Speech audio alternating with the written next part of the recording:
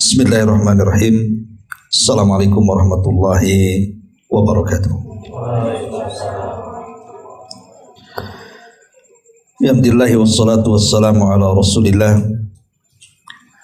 wa ala alihi wa sahbihi wa mawalah wa la hawla wa la quwata illa billahi wa ba'du. Alhamdulillah, segala puja dan puji hanya milik Allah subhanahu wa ta'ala. Salawat dan juga salam kita hadiahkan kepada Rasul kita Nabi besar Muhammad sallallahu alaihi wa ala alihi wasallam.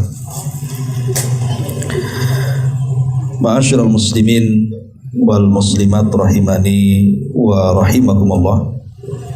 Alhamdulillah, di malam hari ini kita bisa duduk-duduk kembali untuk bertalabul ilmi di taman-taman surga ini. Tak lupa salawat dan juga salam tentunya tetap kita hadiahkan kepada Rasul kita Nabi besar Muhammad sallallahu alaihi wa ala alihi wasallam. Biasa kita mengkaji tafsir, tapi malam ini kita ambil tema lain tentang keutamaan sedekah di luar daripada harta. Karena sedekah itu tidak mesti harus dengan harta. Tapi sebelumnya saya mulai kajian ini dengan perkataan Al-Imam Ibnul Qayyim rahimahullahu ta'ala. Beliau mengatakan, fa inna lis-sadaqati ta'thiran ajiban fi daf'i anwa'il bala walau kanat min fajirin aw min zalimin bal min kafirin fa inna Allah ta'ala yadfa'u biha anhu anwa'an minal bala wa hadha amrun ma'lumun 'indan nas khassatihim wa 'ammatihim wa ahlul ardi kulluhum muqirruna bihi li'annahum jarrabuhu. Disebutkan oleh Imam Ibnul Qayyim rahimahullah dalam kitabnya Al-Wabil As-Sayyib, sesungguhnya sedekah itu memiliki pengaruh yang sangat-sangat ajib, sangat-sangat ajaib di dalam mencegah seluruh bala. Walaupun sedekah itu diberikan dari orang fajir, bahkan dari orang zalim, bahkan dari orang kafir sekalipun. Karena Allah subhanahu wa ta'ala akan mencegah darinya berbagai macam musibah dan bala. Dan ini perkara yang maklum indan nas, di sisi manusia, baik orang khusus mereka atau orang umum mereka. Dan seluruh penduduk bumi mengakui hal itu karena mereka sudah mencobanya. Lihat di sini perkataan Imam Ibnul Qayyim rahimahullahu taala. Jadi sedekah itu walaupun tidak banyak, tetapi memiliki pengaruh yang luar biasa, kata beliau, terutama di dalam mencegah musibah dan juga bala yang akan menimpa kita. Walaupun sedekah itu diberikan dari orang fajir sekalipun, bahkan dari orang zalim, bahkan orang kafir sekalipun, kalau mereka bersedekah, maka mereka tidak akan disentuh bencana. Apalagi orang muslim, orang kafir saja kalaupun mereka bersedekah, maka tidak akan ada bala kepada mereka. Maksudnya di dunia ya. Kalau di akhirat kan lain lagi, orang kafir masuk neraka. Maksudnya manfaat sedekah di dunia itu luar biasa. Makanya Nabi SAW mengatakan, Sana'iul ma'ruf taki masari asu. Semua perbuatan baik termasuk dalamnya sedekah, itu bisa mencegah hal-hal yang buruk yang akan menimpa kita. Jadi kalau seandainya Orang ini mau jatuh tidak jadi jatuh karena sedekahnya. Mau ditabrak tidak jadi tertabrak karena sedekahnya. Mau sakit tidak jadi sakit karena sedekahnya. Dan begitu seterusnya. Itulah kehebatan sedekah sebenarnya. Yang ini kadang-kadang orang tidak paham. Bahkan siapa di antara kita yang tidak ingin dihindarkan dari kemurkaan Allah Subhanahu wa taala? Pasti kita ingin terhindar dari kemurkaan Allah. Sebab kalau Allah murka, kalau Allah marah dengan kita, tentu Allah bisa saja menimpakan apapun kepada kita. Lah sedekah ini bisa meredamkan kemarahan Allah. Kata Nabi SAW, sadaqatus sir tudfi'u ghadab Rabb. Bahwa sedekah yang dilakukan tidak terang-terangan itu bisa memadamkan kemurkaan Allah. Bahkan lebih daripada itu, kalau seandainya Allah Subhanahu wa taala kiamatkan dunia ini, kemudian manusia dikumpulkan di padang mahsyar, matahari didekatkan 1 mil di atas kepala, siapa yang tidak ingin mendapatkan naungan sehingga kita tidak tersentuh oleh panasnya matahari pada hari kiamat? Tentu kita ingin, sebab matahari 1 mil itu panas di atas kepala. Lah kalau ingin mendapatkan naungan sehingga kita tidak tersentuh panasnya api ataupun cahaya matahari pada hari kiamat, maka caranya bersedekah. Dan itu disebutkan dalam hadis Nabi SAW, al-mar'u, seseorang itu, fi dhilli sadaqatihi yaumal qiyamah, akan mendapatkan naungan dengan sedekahnya pada hari kiamat. Jadi di atas kepalanya ada sedekah. Sedekah akan datang, kemudian akan menaungi di atas kepala kita. Makanya ada hadis yang mengatakan sab'atun yudhilluhumullahu fi dhillihi yauma la dhilla illa dhillu.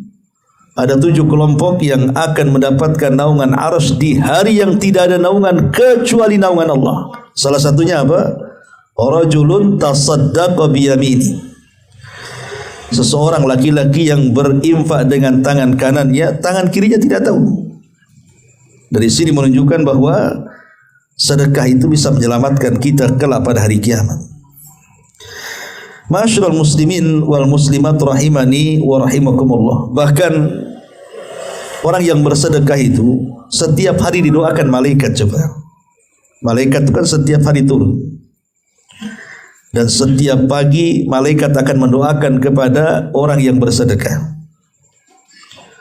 Di mana malaikat mereka mengatakan, Allahumma a'ti munfiqan khalafa, wa yaqulul akhar Allahumma a'ti mumsikan talafa.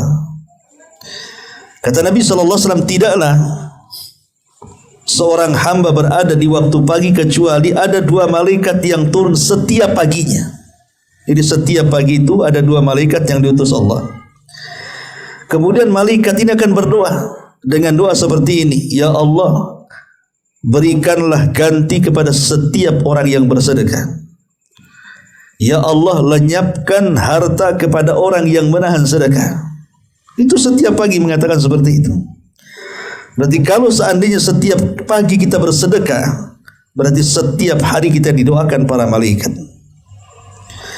Masyaallah muslimin yang dimuliakan Allah Azza wa Jalla. Bahkan kalau seandainya seseorang itu punya sakit, sudah ke rumah sakit sana, ke rumah sakit ini, dokter sana, dokter sini, semuanya angkat tangan tidak sanggup untuk mengobatinya, maka coba dengan sedekah. Karena Nabi SAW mengatakan, dawau mardakum bisadaqah, obati orang sakit kalian dengan sedekah. Tapi tentunya bukan semata-mata kita sedekah kemudian diniatkan untuk kesembuhan, bukan begitu maksudnya. Tetap sedekah itu didahulukan ikhlas mencari ridha Allah. Kemudian dari harta yang terbaik, kemudian untuk menyenangkan orang-orang susah, lebihnya kita berdoa mudah-mudahan dengan sedekah ini menjadi obat bagi penyakit saya, atau mungkin penyakit orang tua saya, atau penyakit saudara-saudara kita. Ya, intinya bahwa kalau cerita sedekah ini banyak keutamaannya. Tetapi yang ingin saya jelaskan di malam hari ini, apakah sedekah itu mesti dengan harta? Rupanya tidak. Tidak harus sedekah itu dengan harta. Saya akan bawakan beberapa hadis yang luar biasa berkenaan dengan hal ini. Hadis yang pertama dikeluarkan Imam Muslim. Hadis daripada Abi Dzar Al-Ghifari radhiyallahu anhu. Di zaman Nabi SAW, jadi orang-orang miskin itu mereka cemburu dengan orang-orang kaya. Enak kali orang kaya itu katanya. Mereka sholat sama dengan kita, puasa sama dengan kita, ibadah sama dengan kita. Mereka pula dilebihkan pahalanya dengan harta mereka yang kami tidak bisa melakukan, mereka bisa melakukannya. Mereka bisa haji dengan hartanya, mereka bisa kurban dengan hartanya, mereka bisa membantu orang susah dengan hartanya. Loh, kami orang susah. Jadi mereka cemburu. Mereka datang kepada Nabi SAW mengadukan seperti itu. Maka Nabi SAW kemudian memberikan ketenangan kepada orang-orang miskin yang cemburu dengan orang kaya. Apa kata Nabi SAW? Awalaysa qad ja'alallahu lakum ma yatasaddaqun. Inna lakum bikulli tasbihatin sadaqah wa kulli takbiratin sadaqah wa kulli tahmidatin sadaqah wa kulli tahlilatin sadaqah wa amrin bil ma'rufi sadaqah wa nahyin anil munkari sadaqah wa fi bud'i ahadikum sadaqah. Qalu ya Rasulullah, ayati ahaduna syahwatahu wa yakunu lahu fiha ajrun? Qala ara'aytum law wada'a fi haramin akana alaihi wizrun fakadzalika idza wada'a fil halal kana lahu ajrun. Apa kata Rasulullah? Bukankah Allah Subhanahu wa ta'ala sudah menjadikan banyak hal untuk kalian sedekahkan, tidak mesti dengan harta, kata Rasul. Kemudian Rasul mengatakan, bukankah setiap tasbih kita mengucapkan subhanallah, subhanallah, subhanallah, ini terhitung sedekah. Kemudian ucapan takbir, Allahu Akbar, Allahu Akbar, Allahu Akbar, itu juga sedekah. Alhamdulillah, alhamdulillah, itu juga sedekah. Termasuk ucapan tahlil la ilaha illallah, la ilaha illallah, itu sedekah. Termasuk kita ini mengajak manusia kepada kebaikan, mencegah manusia dari keburukan, itu semua sedekah. Dan termasuk juga seorang suami melakukan hubungan dengan istrinya juga sedekah. Seorang sahabat bertanya, kok bisa seorang laki-laki berhubungan dengan istrinya dianggap sedekah? Maka Rasul mengatakan, ya, sebab kalau seandainya berhubungan dengan yang bukan istrinya tentu berdosa. Maka ketika berhubungan dengan yang halal pasti dapat pahala. Itulah sedekahnya. Ya. Lihat bagaimana Nabi SAW memberikan solusi bahwa sedekah tidak harus dengan harta. Bagi kita yang diuji oleh Allah Subhanahu wa ta'ala kefakiran, ketidakmampuan untuk bersedekah dengan harta, ada cara sedekah yang lain maksudnya.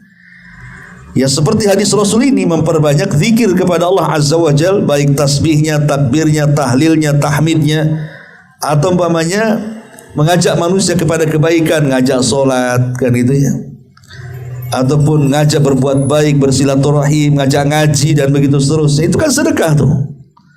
Atau kalau melihat kemungkaran kita kemudian ingkari, itu juga sedekah. Jadi pintu-pintu sedekah itu banyak. Ini hadis yang pertama, hadis dari Abi Dzar Al-Ghifari radhiyallahu anhu. Hadis yang kedua dikeluarkan Imam Bukhari dan Muslim. Hadis dari Abi Hurairah radhiyallahu anhu. Kata Nabi SAW, kullu sulami minan nas alaihi sadaqah, kullu yawmin tatlu'u fihi syamsu ta'dilu baina itsnaini sadaqah wa tu'inu ar-rajul fi dabatihi fatahmilahu 'alaiha aw tarfa'u lahu 'alaiha mata'ahu sadaqah wal kalimatu thayyibatu sadaqah wa bi kulli khutwatin tamshiha ila salati sadaqah wa tumitul adha 'anit tariqi sadaqah. Rawahul Bukhari wa Muslim. Kata Nabi SAW, setiap persendian dari manusia itu ada sedekahnya. Berapa jumlah persendian kita? 360 persendian. Di zaman Nabi belum ada alat menghitung sendi, tapi Rasul tahu jumlah persendian kita ini 360. Dan sekarang pakar-pakar kedokteran kesehatan dengan alat-alat canggih menghitung, ya memang segitu jumlahnya. Kalau bukan wahyu apa namanya? Karena Nabi tidak pernah bicara kecuali dengan wahyu yang diwahyukan kepadanya. Di sini Rasul mengatakan setiap persendian dari manusia ada sedekahnya. Pada setiap hari matahari terbit padanya. Kemudian kata Rasul, berbuat adil antara dua orang adalah sedekah. Jadi ketika kita berbuat adil kepada manusia, itu bagian daripada sedekah.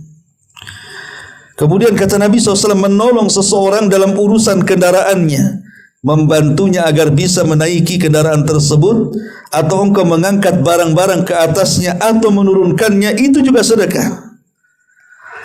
Memangnya tetangga ada orang yang pindah rumah, mungkin kurang tenaga, ngangkut-ngangkut kursi, ngangkut-ngangkut kasur, ngangkut-ngangkut barang kan, kita bantu. Kalau nggak usah, itu kan sudah bayar tuh, pakai pickup tuh, ngapain pula dibantu katanya. Kita mau sedekah atau tidak kan gitu ya. Nggak apa-apa, itu urusan orang itu bayar sama pickup, itu urusan dia kan itu. Tapi kita sebagai tetangga ingin bersedekah kan, kita bantulah. Apa yang bisa kita angkat, apa yang bisa kita turunkan, itu sedekah juga. Kemudian juga kata Nabi SAW, sebuah ucapan yang baik juga sedekah. Al kalimatu thayyibatu sadaqah. Jadi ucapan yang santun, kalau antum bicara itu menata kata, menata diksi bahasanya, atau tidak langsung dikeluarkan, dipikir dulu ini ucapan saya kalau keluar nyinggung orang atau tidak. Itu memikirkan, mengucapkan kalimat baik, itu sudah sedekah tuh. Tapi kalau ceplas bukan dapat pahala, dapat dosa isinya. Kemudian kata Nabi SAW, al-kalimatu thayyibatu sadaqah, wa bi kulli khutwatin tamshiha ila salati sadaqah. Termasuk kita berjalan ke masjid untuk salat, itu dianggap sedekah tuh. Kita berjalan dari rumah ke masjid, apalagi makin jauh masjidnya ya, makin banyak sedekahnya. Tapi jangan cari masjid jauh kalau yang dekat. Di sini ada dekat, saya mau ke Al-Kahfi lah, jalan kaki dari sini. Ngapain kan itu? Ada yang dekat di sini kan.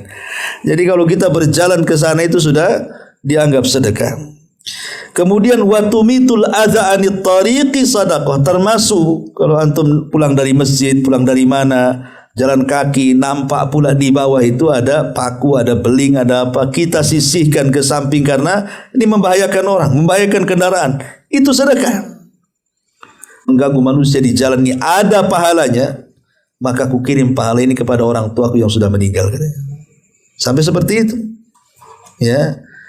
Karena kita tahu bahwa pahala atau transfer pahala kepada orang mati itu yang disepakati tidak ada khilaf adalah apa? Sedekah. Doa dan sedekah itu pasti sampai. Kalau ingin ngirim pahala sama orang yang sudah meninggal, yang disepakati tidak ada khilaf ulama adalah doa dan sedekah. Jadi makanya kemudian Rabi ibn Haytham mencontohkan seperti itu tuh. Maka ketika dia mengambil beling atau paku disisihkan, dia mengatakan, ya Allah, kalau ini ada pahalanya, katanya, aku mau kirimlah pahala ini untuk kedua orang tuaku yang sudah meninggal. Kan enak tuh. Ya, coba antum jalan kaki dari sini kemana gitu kan. Kan banyak paku di jalan tuh. Disisihkan aja kan. Pak mau Ustaz, nanti dianggap pemulung pula, katanya. Ya kalau begitu kapan lah antum ini? Celakanya sekarang ini bukan membuang hal-hal yang mengganggu di jalan, sengaja diletakkan hal-hal yang ganggu di jalan. Seperti apa? Polisi tengkurap tuh. Kadang-kadang kalau landai masih mending. Saya pernah itu naik sedan tuh ke daerah Bengkong, polisinya tinggi-tinggi. Sampai akhirnya ketika kita udah pelan-pelan padahal itu kena juga. Jadi kayak timbangan akhirnya. Macet di jalan di tengah-tengah, polisi tidur itu. Mau maju nggak bisa, mundur pas di tengah-tengah. Saking tingginya sampai diganjal kayu. Ini dosa sosial namanya ini. Orang disuruh menghilangkan gangguan di jalan, diganggu pula di jalan. Ya kalau memang harus buat place tidur yang bagus, yang landai kan itu ya, supaya orang nggak celaka jadinya. Itu mencelakakan orang namanya. Ya.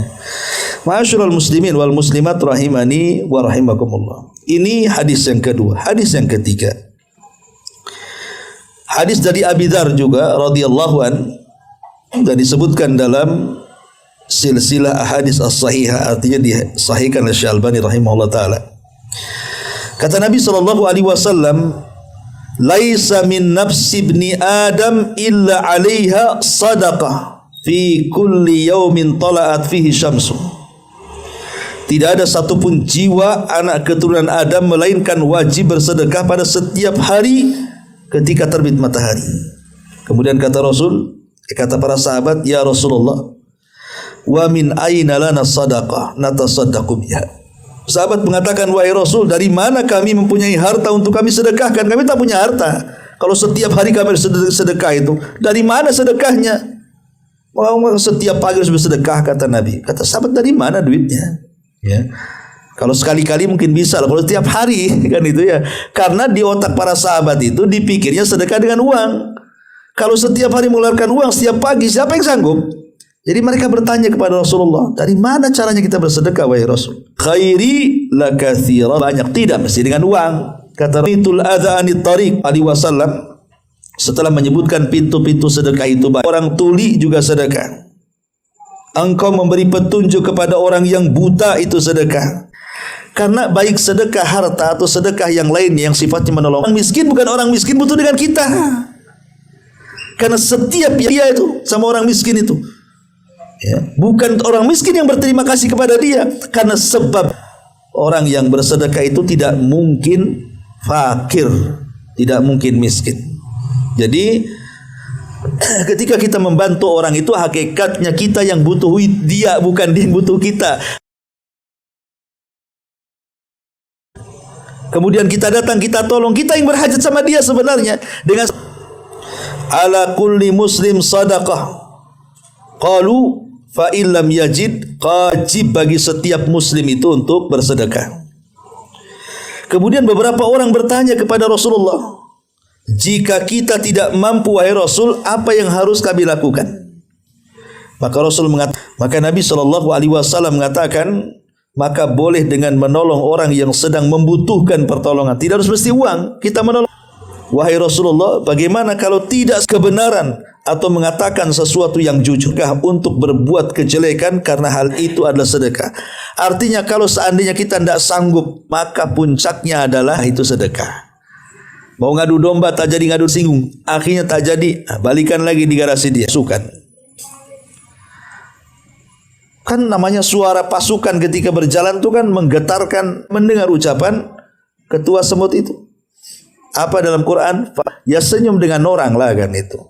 Ya, tapi senyum dengan basaru kali rajuli ar-radi al-bas al-dalwika fi dalwi akhika laka sadaqah. Bahkan Nabi SAW mengatakan, yusbihu ala kulli sulami, persendian salah seorang di antara kalian. Di antara kan mencegah orang dari kemungkaran. Tidak perlu antum melakukan itu semuanya. Hal-hal yang dianjurkan untuk sedekah. Berarti kalau seandainya kita simpulkan dia sedang kemalangan, anggaplah ketabrak, patah kakinya, kita datang pula, kau punya utang, mana? Dia lagi betul dia punya utang sama kita, tapi lihat-lihat kan orang lagi kecelakaan. Justru kalau bisa kita datang, ya sudahlah, saya ikhlaskan utang saya, pakailah untuk berobat tuh kamu. Kan senang dia akan jadinya kan.